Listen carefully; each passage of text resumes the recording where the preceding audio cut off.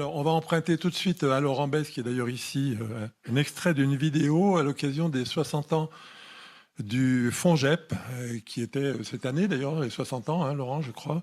Et voilà, si vous voulez bien lancer, messieurs.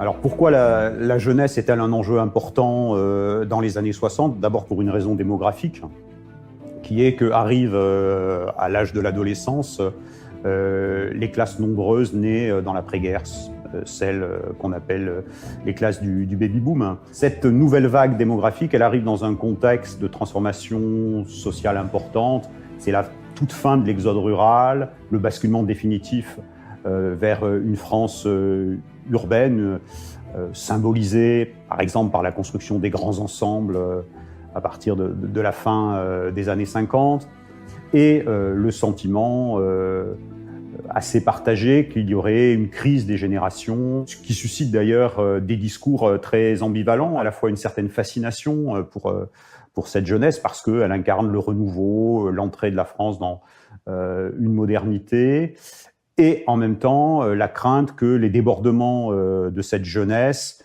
menacent l'ordre social, d'où la polarisation par exemple sur les bandes de blousons noirs apparues à la fin des années 50, 1959. Sarcelles, Massy-Palaiseau, La Courneuve deviennent des noms familiers des Français. Conçus comme des solutions d'urgence, ces grands ensembles suscitent des espoirs, mêlés d'inquiétudes à propos de la vie sociale qui y régnera.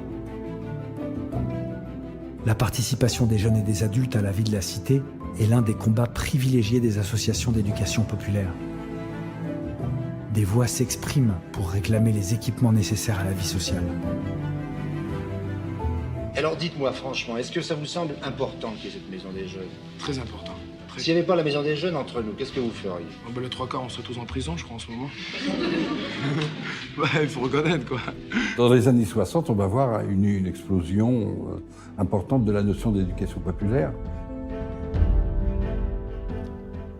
J'avais bien dit un extrait, on vous dira tout à l'heure comment retrouver et où retrouver cette vidéo et toute cette manifestation sur les 60 ans du FONGEP.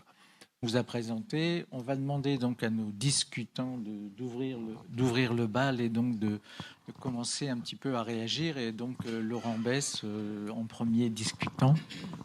Laurent Besse, j'enseigne l'histoire à l'Université de Tours, à l'IUT de Tours, où je forme des animateurs. D'abord, merci pour tout ce qui a été apporté. Alors, j'aurais peut-être deux questions qui s'adressent plutôt aux deux témoignages qui étaient fort intéressants. L'un sur les enjeux de la prise en charge des toxicomanes et l'autre sur la question des jeunes filles. Alors, c'est peut-être une déformation professionnelle, mais un besoin de chronologie plus précise, parce que ni Patrick ni Josiane, vous n'avez vraiment précisé les dates. Alors, il me semble qu'on est sur des périodes extrêmement spécifiques, et en particulier sur la question de la bascule des quartiers, qui a, il me semble, derrière le témoignage de Patrick, voilà, il me semble qu'on aurait besoin que tu précises vraiment la chronologie fine. Disons, la rupture, c'est autour de 77. Il me semble, le symbole, c'est les premiers stages pour jeunes chômeurs, c'est 1977. Le premier stage bar. C'est aussi 1977, sauf erreur, l'année où la population pénale part à la hausse et où il y a le fameux rapport sécurité et liberté de Pierre Fitt, avec des propos très sévères sur la prise en charge de la délinquance, mais aussi sur l'animation socioculturelle plus largement. Hein.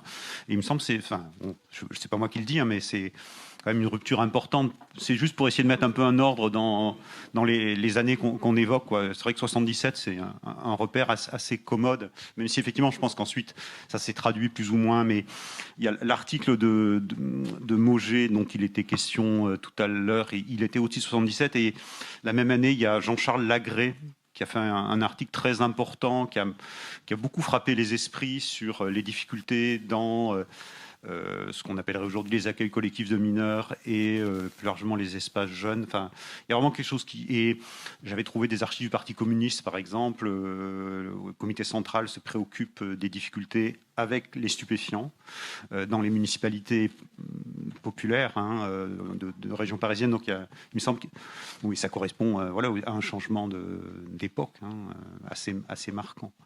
Sachant que parmi ce qui est frappant par rapport à ce matin, il y avait la figure d'un côté, le scout qui incarnait la jeunesse qui réussit, et puis de l'autre, le blouson noir, et puis la fille perdue.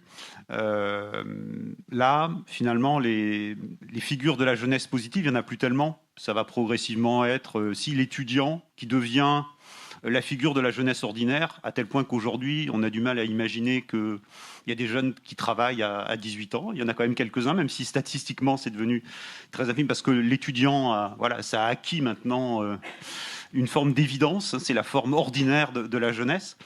Or, tout ça se met en place au cours de la période qu'on voit. Et il n'y a plus que, finalement, comme figure de la jeunesse, à l'époque là qu'on a vu, finalement des figures relativement négatives. Le loupard, avec la caricature qui a été présentée tout à l'heure.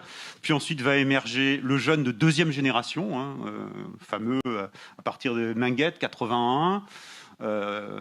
Alors figure positive, c'est la marche pour l'égalité de 83, mais de l'autre côté, ce sont les émeutes urbaines mises en avant par la presse.